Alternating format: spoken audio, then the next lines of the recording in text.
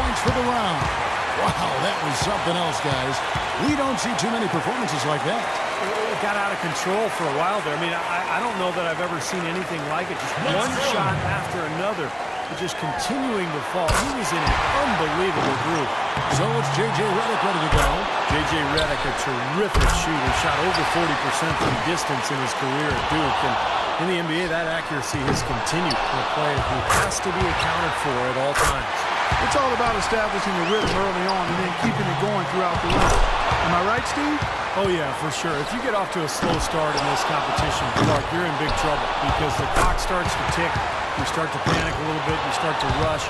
You really need to find that groove early, and then you can gain your confidence and let it roll. 11 on the board.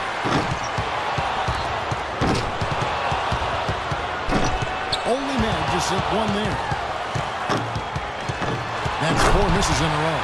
And for 13. Make that 14. He finishes with 14 points on the board. Well, a very respectable performance from him there, guys. Yeah, it was adequate, absolutely. I mean, he really stayed with it, hung in there nicely, I thought. Yeah, that's right. There were some moments when it looked like things might slip away from him, but I thought he was really tough. He hung in there throughout and posted a decent number. So it's Kyrie Irving ready to go. So often we see just a few misses in a row totally derail the play. It has that snowball effect if you let it. Yeah, and that's all the more reason that your only thought as a shooter can be on your next shot, not the previous one, but that's much easier said than done. He got 3 points off that rack. Not bad. 8 points. Now 9 points. Here he goes. Can't get the money ball. Misses for the 4th straight time.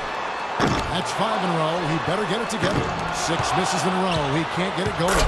Just 2 points there. He won't be happy with that. Notches 13. He completes the round with 13 points. I'd say a solid showing from him. Kevin, I think he'd be real pleased with that score. I mean, it can always be a little bit higher, but that was plenty good.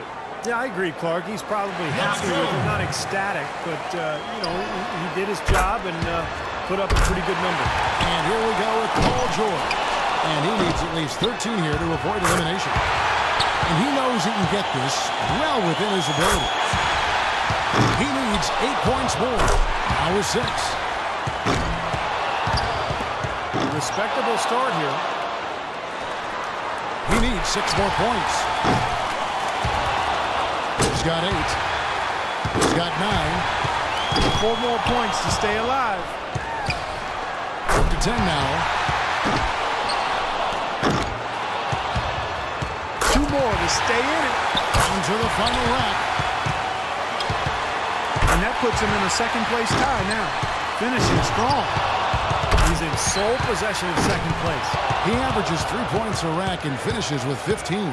I'd say he handled that round pretty well, guys. There were a few ups and downs, but overall it turned out to be a fairly decent round. Yeah, I'd give him kind of a B+ for that one. You know, you hope for more, but it probably lived up to a reasonable expectation for him. Fellas, 25 shots in 60 seconds, that's a lot. One of the hard things, I'm sure, is staying focused all the way through that 25th shot. Yeah, and in your head, Clark, you start counting the seconds and you think, oh man, I'm not going to finish the round. And then you start rushing things. So it really is a balance between being quick but also being focused and allowing yourself to take the shot. 7 more points to stay in contention. He's 0 for 3 on Moneyball. That could cost him. 5 points more to stay in it. 10 points on the board. He's got 12. 2 more points to stick around. That shot ties him for 3rd. He posts a score of 14. He turned in a pretty good round right there, don't you think? Yeah, even if he didn't set things completely on fire, it's still a fine score. I mean, what did you take away from it, Steve? Well, you know, it wasn't his best, but he gutted out a pretty decent round when he didn't have his best stuff, and that's the sign of an excellent shooter there. As the final shooter in this round, he knows just what he has to do here. There's no time to waste in this competition. The clock is ticking, and it's ticking fast. But as a shooter, you don't want to keep peeking at the clock in between shots. I mean, you almost have to keep time in your head, but really most of these players have practiced at home before this competition, so they have a decent idea of what's ahead. 7 more points, and he's in. Getting ugly in here. 6 more, and he advances. Can't get the money ball.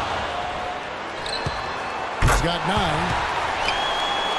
5 more points, and he's in. 10 points on the board. If he only buries 2 of the 5 balls on the final rack, that'll be enough to get it done. In the end, it's a 12-point round for him. Well, I didn't expect that score to be as low as it was. What about you guys? Yeah, he was totally inconsistent out there. You know, we always talk about guys getting into a rhythm in this